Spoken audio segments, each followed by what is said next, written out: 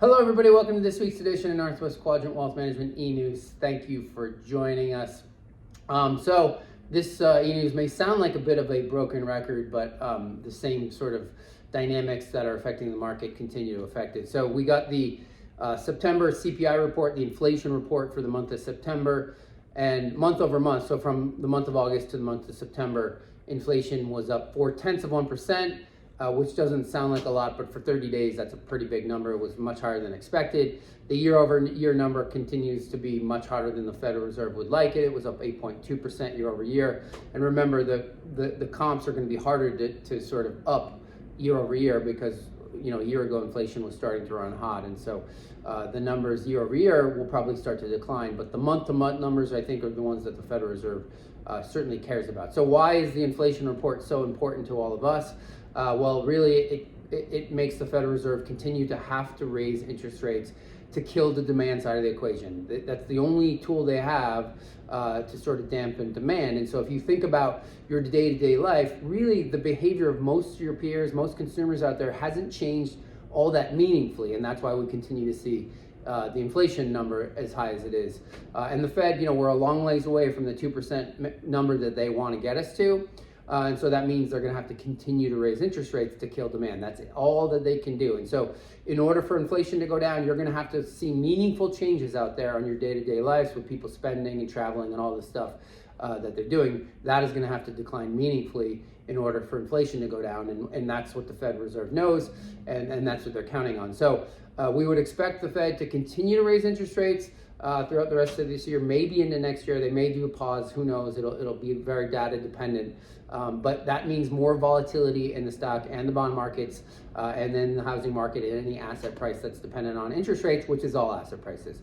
The reason we're not going to do anything dramatic with your portfolios is that when the news is the worst, that's generally when markets will bottom. And so you'll feel like it's gonna go down forever, and the market or the news can't get any worse. And that's precisely when markets historically have bottomed, and we don't see any reason to believe differently this time. Remember, markets are forward-looking, not backward-looking, and that's why it's important to stay invested. Remember, it's time in the market, not timing the market.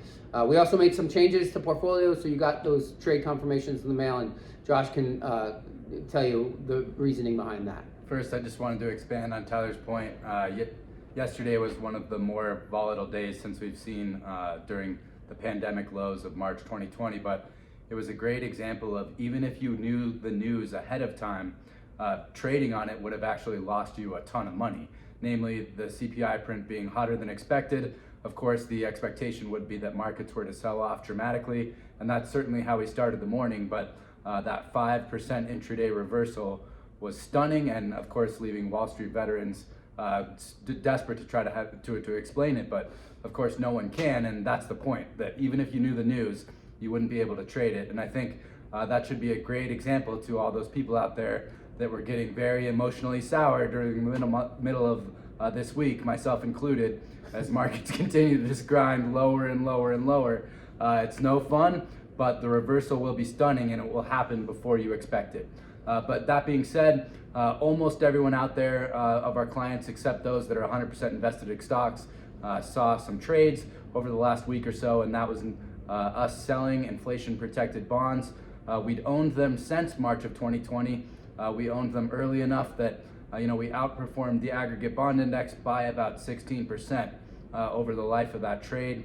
What we actually replaced it with was short duration treasuries, which you already owned, but we just upped the exposure there. And your yield that you've got on those short duration treasuries so far year to date has just been incrementally positive. But over the forward year, now you just basically think of it like a ladder continuing to roll over every 3 months. Over the forward year, those are going to pay north of 4%, which for more conservative investors out there is a pretty great risk-free yield, especially comparable to the 1/10 of a percentage point that it paid you at the onset of 2022. But heads up, trade notifications will be going out in the mail over the course of this week and probably starting to hit mailboxes over the next few days. But that's just what we took care of over the last week, and it'll start to reflect in portfolios over the months to come.